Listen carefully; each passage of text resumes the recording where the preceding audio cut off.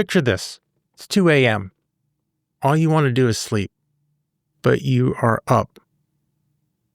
You can't get back to bed, and your mind's racing. And before you know it, you're thinking about your divorce, and particularly, you're thinking about this custody battle you're in. You've been the primary parent for your children's whole lives, but your soon-to-be ex wants 50-50, and they're not budging. But you know that's destructive, and you don't know a way out, and you're going through so much time, money, and energy, and you don't know what to do.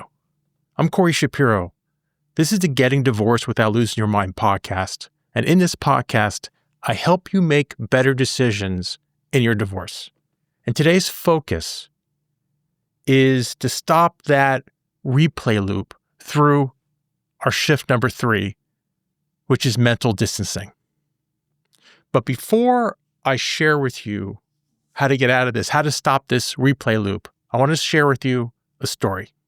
And, why I became a divorce lawyer, why I do this podcast, why I wrote my book, is when I was young, 8 years old, my mom left our family.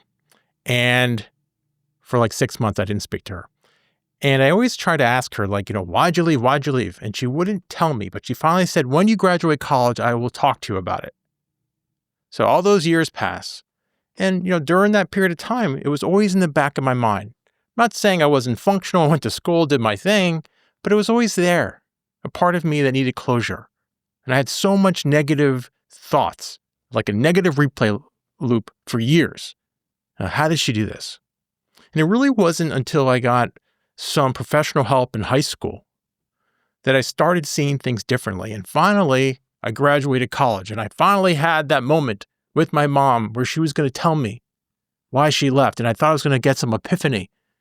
And I remember very clearly because she was, when she told me, she wasn't able to articulate in the way I could hear any reasons that made any sense to me. She was crying, she was very emotional, and maybe I just wasn't mature enough to really understand. And I realized I had a lot to learn. Unfortunately, in your divorce, you don't have years to do a negative replay loop like I had. And I don't want you to waste that time and energy.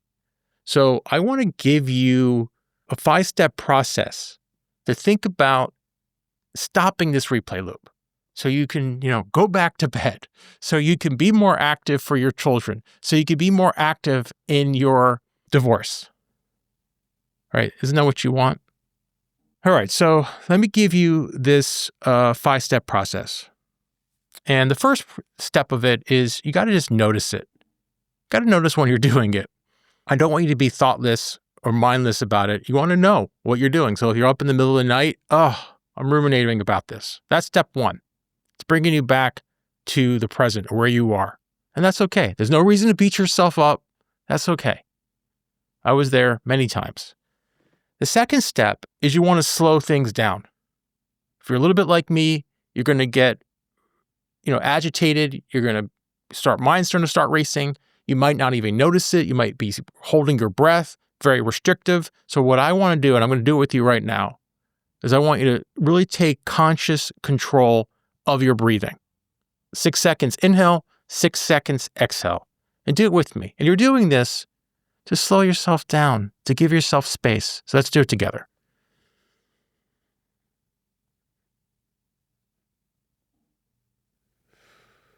Just let it out. Do it a few times just to calm yourself down.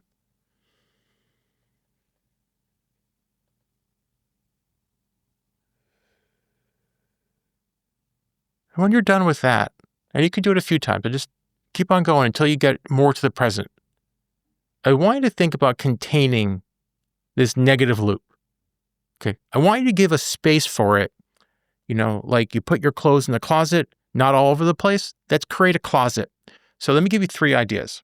If you're a visual person, you could use what I talked about in my book, a snow globe. And all your thoughts are like little snow shaking around. And you're trying to get that snow settled on the bottom. But it's all contained in that little snow globe.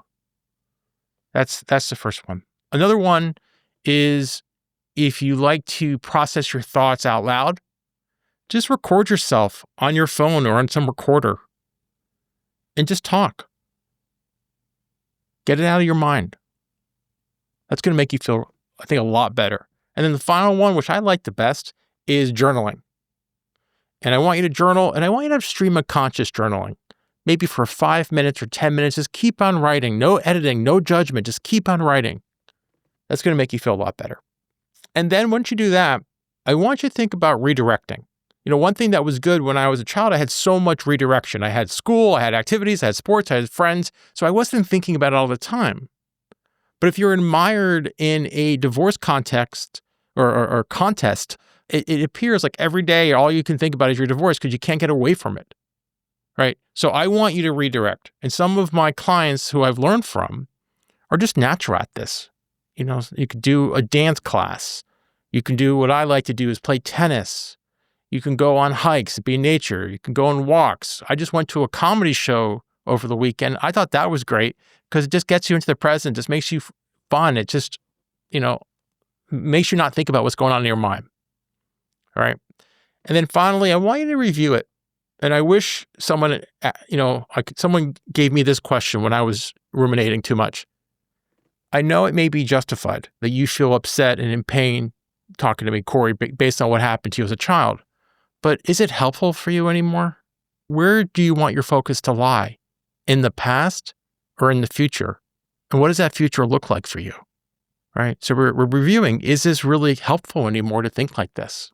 All right, now I know what you might be thinking. You might be thinking, okay, Corey, great. I go to a comedy class. I go to I take a dance class, and I feel good for the moment for that hour, but then I come back and I'm stuck because this is my reality. Well, let me tell you something. I'm a dog lover. I'm on my second dog. And, for people who have dogs, the sad thing about having a dog is generally they're going to die before you. Live 10, 15, 20 years tops. And it's a sad day. But when you have a dog, you don't think about that sad day. You think of every day is a blessing. And that's sort of what I want you to focus on is, what's the good? And I know it's sometimes hard to see the good if you're in a difficult situation, but there is good. The good could be, I'm not in pain, physical pain, if it's so bad. I'm breathing. I can walk around. I'm healthy. Think about the good. All right, so let me give you an action step just to think about this week, to focus on. And I want you to take one issue. It could be the big issue of your divorce. It could be the custody issue, but it could be something smaller just to work on it. It doesn't actually even have to be about your divorce. Just something, and think about this, that you're just keep on thinking about, but it's not productive. And I want you to go through that pattern. I want you to go through it. I want you to notice it. I want you to calm yourself down with that breathing. I want you to try to contain it, through some visual techniques or journaling or recording. Then I want you to redirect yourself to something more positive, going to get you out, more present. And then just think, is this helpful, even if it's justified? Think about that. All right. That's going to make you stronger. That's going to make you more present in your divorce and in your life and for your children. So try that. It's really helpful. Hey, I know this is hard work. But this is a hard work that changes everything. And our next episode, we're going to talk about quick wins. And we're not working for perfection. I'm not perfect. We're just working for progress. We're doing the 1% better every day or every week. We're just moving forward. That's what we're here for. I'm Corey Shapiro. Let's step forward with clarity together. This podcast offers general information only. It cannot replace legal advice. If you need tailored advice, contact an attorney licensed to practice in your area.